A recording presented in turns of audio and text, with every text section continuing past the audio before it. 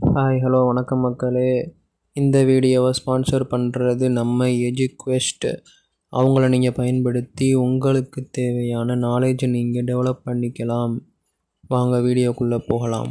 The struggle to find courses that truly speak your language, it's finally over. Welcome to EduQuest, where learning is made just for you. At EduQuest, we bring you a wide range of online courses, from career building programs to skill boosting masterclasses, all in your regional language. Because we believe language should never be a barrier to success. Our courses are tailor made after understanding what today's learners really need. So why wait? Start learning the smarter, simpler way only with EduQuest. Visit eduquest.courses and explore your next course today. And hey, don't miss out on our exciting offers and promotions. Puneeth Rajkumar அவர்களை பற்றி பார்ப்போம். Doctor Puneeth Rajkumar அன்பாக அப்பு என்று அழைக்கப்பட்டார்.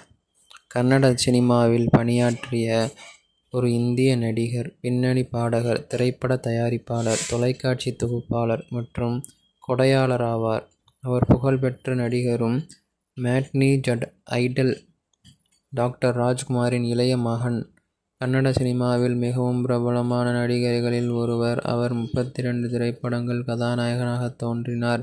குழந்தையாக இருந்தபோது அவர் பல திரைப்படங்களில் தோன்றினார். வசந்த கீதா, பாக்கியவந்தா, சாலிசுவ ಮೊಡಗಳು, 2 ನಕ್ಷತ್ರಗಳು, பக்த பிரகலாதா, யாரிவானு மற்றும் பெட்டடகோவு ஆகிய திரைப்படங்களில் குழந்தை நடிகராக அவர் நடிப்புகள் பாராட்டப்பட்டன.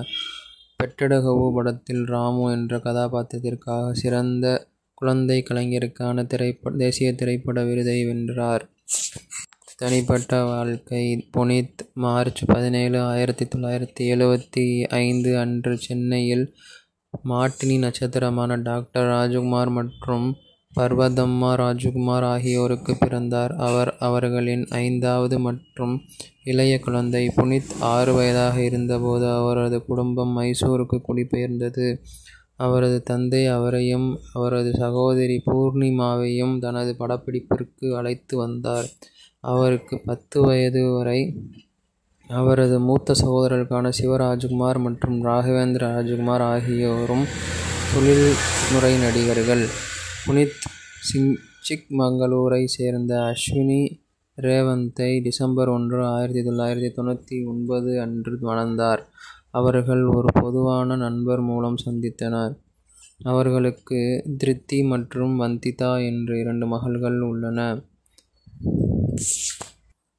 புகழ் மற்றும் பிற படைப்புகள். புனித் ராஜ்குமாருக்கு இறுதி மரியாதை செலுத்த வந்த மக்கள் கூட்டம் மாநிலத்தில் அவரது சின்னமான அந்தஸ்துக்கு சான்றாகும். கடந்த 2 தசாப்தங்களுக்காக புனித் ராஜ்குமார் ஒரு நடிகராக இருந்து தனது தந்தை டாக்டர் ராஜ்குமாரை போலவே ஒரு ஐகானாக வளர்ந்தார். புனித் பல நோக்கங்களை ஆதரிக்க தனக்கு இருந்த செல்வாக்கை பயன்படுத்தி கொண்டார். அவருக்காக எந்த ஊதியத்தையும் பெற மறுத்துவிட்டார். இவரை பெங்களூரு பெருநகர போக்குவரத்து கழகம், கர்நாடக அரசு நடத்தும் கர்நாடக பால் கூட்டமைப்பு, பிராண்ட் தூதர், கல்வி உரிமை, கோவிட்-19 சர்வதேச பரவல் என்று பல கூட்டமைப்புகள் இவரை பாராட்டி பல நிகழ்ச்சிகளை நடத்தி இவரை எடுத்துக்காட்டாக வைத்து பல போட்டிகளையும் நடத்தி மக்களுக்கு சேவை செய்து வருகிறது. நன்றி, வணக்கம். இதுவே இவரது வரலாறு ஆகும்.